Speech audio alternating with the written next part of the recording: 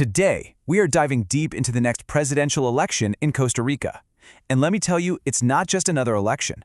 What's happening there is a huge deal, a sign of a massive political shift in what's usually one of Latin America's most stable democracies.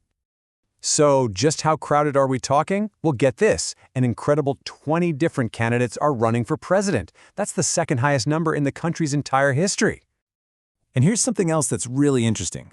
Among those 20 contenders, 5 of them are women. That is a record number of female presidential candidates for Costa Rica, and it really signals that the ground is shifting. But look, this isn't just a crowded field for the sake of it. This fragmentation, this explosion of candidates, it's a symptom of a massive political upheaval. The old rules, the old parties, they just don't have the same grip they used to, and it's created this wide-open, anything-can-happen kind of race. So that brings us to the big questions, right? How on earth did Costa Rican politics get so broken up?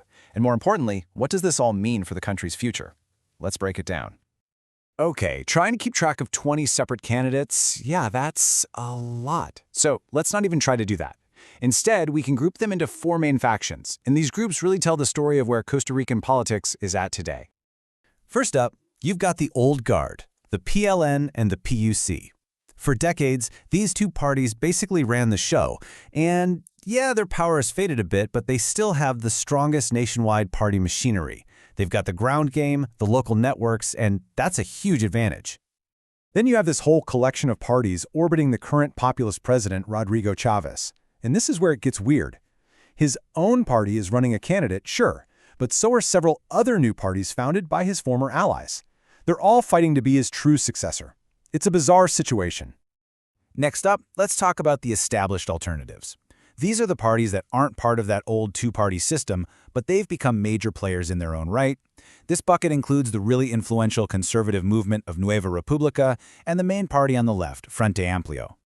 And finally, you have this new wave of forces. You've got coalitions trying to bring a recently collapsed party back from the dead, and a bunch of other new movements, all trying to tap into that widespread voter anger and frustration. To really get why things are so chaotic now, you gotta go back to 2022. Because that's when a political earthquake just completely shattered the old system and redrew the country's political map.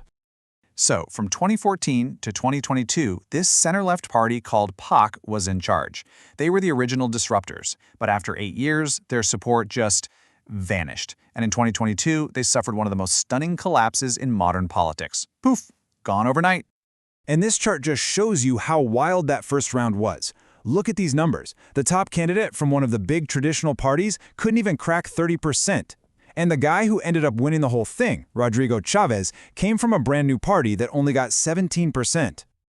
So when a major party just disappears like that, and a total outsider wins, what happens? You get a massive power vacuum. It's like a political free-for-all. And that is what led to the extreme fragmentation we're seeing today, where dozens of little groups all feel like they have a real shot at power. But here's the thing about Costa Rican politics. Winning the presidency is one thing. Actually, governing, that's a whole other ballgame. To really get things done, you need power in the legislature and a strong footprint in local government. Just look at this breakdown. The legislature is a complete mess. After the 2022 election, President Chavez's party started with only 10 seats. 10 out of 57.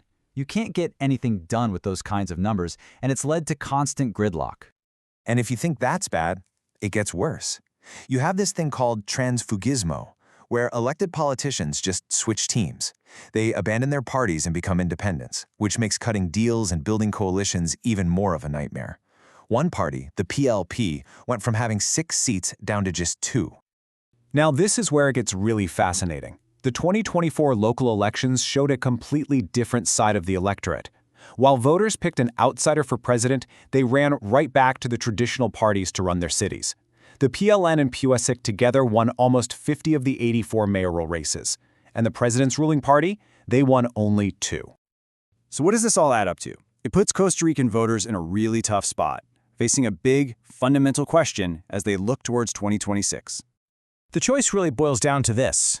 Do you go back to the devil you know? The established parties with all their experience and local networks, but also all their historical baggage? Or do you keep rolling the dice on these new, untested movements that promise big change, but also come with a whole lot of risk and uncertainty? And that quote right there, It just nails the mood perfectly. The electorate is volatile. They're willing to experiment. They'll vote for a populist firebrand for president, then turn around and hand City Hall back to the old guard. You just can't predict it. So that leaves us with the billion-dollar question. In one of the most fragmented and unpredictable elections in its modern history, which way is Costa Rica going to jump? Are they going to seek some stability in the familiar past?